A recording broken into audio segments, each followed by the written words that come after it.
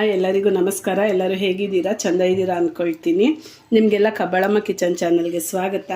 ನಾನಿವತ್ತು ಬೇಗ ಆಗೋವಂಥ ಟೊಮೆಟೊ ಸಾರು ಮಾಡ್ತಾಯಿದ್ದೀನಿ. ಅದು ಟೊಮೆಟೊ ಸಾರು ಏನಕ್ಕೆ ಅಂದರೆ ಇಡ್ಲಿಗೆ.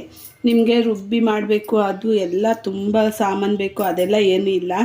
ನಾನು ಸಿಂಪಲಾಗಿ ಮಾಡಿ ತೋರಿಸ್ತೀನಿ ಟೊಮೆಟೊ ಸಾಂಬಾರನ್ನ. ನಾನಿವಾಗ ಇದು ಅನ್ನಕ್ಕೂ ತಿನ್ಬೋದು. ಟೊಮೆಟೊ ಸಾಂಬಾರ್ಗೆ ಒಂದೆರಡು ಟೊಮೆಟೊ ತೊಗೊಂಡಿದ್ದೀನಿ, ಒಂದು 6 ಹಸಿಮೆಣ್ಸಿನ್ಕಾಯಿ ತೊಗೊಂಡಿದ್ದೀನಿ. ನಿಮಗೆ ಬೇಕು ಅಂದರೆ ಒಣಮೆಣ್ಸಿನ್ಕಾಯಿ ತೊಗೊಳ್ಳಿ. ಒಂದು ಅರ್ಧ ಬೆಳ್ಳುಳ್ಳಿ ತೊಗೊಂಡಿದ್ದೀನಿ, ಒಂದು ಈರುಳ್ಳಿ ತೊಗೊಂಡಿದ್ದೀನಿ. ನಾನೀಗ ಇದನ್ನೆಲ್ಲ ಎಣ್ಣೆನಲ್ಲಿ ಹುರ್ಕೊಬಿಡ್ತೀನಿ. ನಾನು ಬಾಣಲಿ ಇಟ್ಟು ಎಣ್ಣೆ ಹಾಕ್ಕೊಂಡಿದ್ದೆ. ಹಸಿಮೆಣ್ಸಿನ್ಕಾಯಿ ಹಾಗೆ ಹಾಕಬೇಡಿ. ಈ ಟೊಮೆಟೊ ಸಾಂಬಾರು ನಿಮಗೆ ಬೇಗ ಆಗುತ್ತೆ. ಯಾವುದೇ ಬೇಳೆ ಬೇಡ, ತರಕಾರಿ ಬೇಡ, ಯಾವುದು ಬೇಡ ಸಾಂಬಾರಿಗೆ.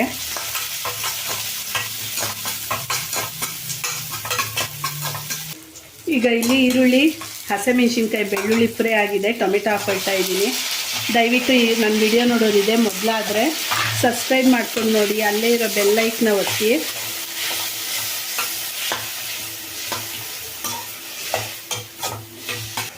ಈಗ ಇದೆಲ್ಲ ಚೆಂದಾಗಿ ಫ್ರೈ ಆಗಿದೆ.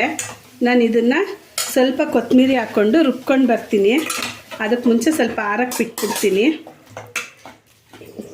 ಈಗ ಇದೆಲ್ಲ ಮಿಕ್ಸಿ ಬಟ್ಲಿಗೆ ಹಾಕ್ಕೊಂಡಿದ್ದೀನಿ, ನಾನು ರುಬ್ಕೊಂಡು ಬರ್ತೀನಿ.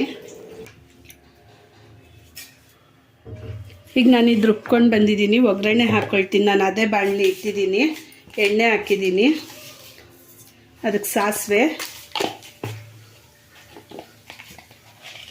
ಸ್ವಲ್ಪ ಜೀರಿಗೆ, ನೀವು ಬೇಕು ಅಂದರೆ ಸ್ವಲ್ಪ ಇಂಗು ಹಾಕ್ಕೊಳ್ಳಿ, ಕರಿಬೇವು. ಈಗ ನಾನು ರುಬ್ಕೊಂಡಿರೋದು ಹಾಕ್ತಾಯಿದ್ದೀನಿ.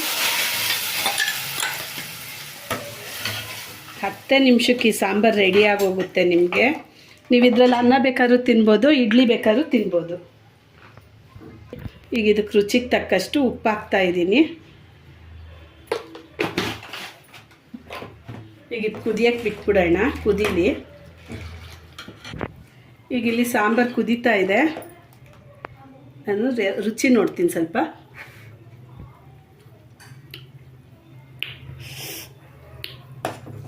ಸೂಪರಾಗೈತೆ.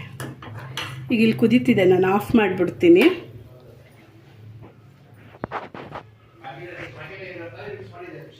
ನೋಡಿ ಇಡ್ಲಿ ಎಷ್ಟು ಚೆಂದಾಗಿ ಮೆತ್ತಗೆ ಬಂದಿದೆ. ಇದು ರೇಷನ್ ಅಕ್ಕಿಯಿಂದ ಮಾಡಿರೋ ಇಡ್ಲಿ. ನಾನು ಅದಕ್ಕೆ ಟೊಮೆಟೊ ಸಾಂಬಾರು ಹಾಕ್ತಾಯಿದ್ದೀನಿ.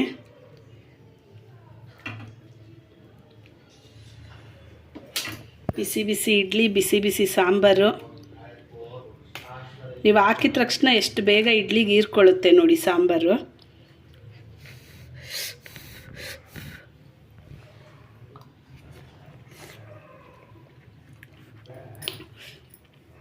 ತುಂಬ ರುಚಿಯಾಗಿದೆ ಸಾಂಬಾರು, ತುಂಬ ಚೆಂದಾಗಿ ಬಂದಿದೆ. 10 ನಿಮಿಷಕ್ಕೆ ಇದೆಲ್ಲ ನಿಮ್ಗೆ ಆಗೋಗ್ಬಿಡುತ್ತೆ. ಇದು ನಾನು ಹೇಳ್ದಂಗೆ ಇಡ್ಲಿಗೂ ತಿನ್ಬೋದು, ಅನ್ನಕ್ಕೂ ತಿನ್ಬೋದು. ನೀವು ಟ್ರೈ ಮಾಡಿ ನೋಡಿ.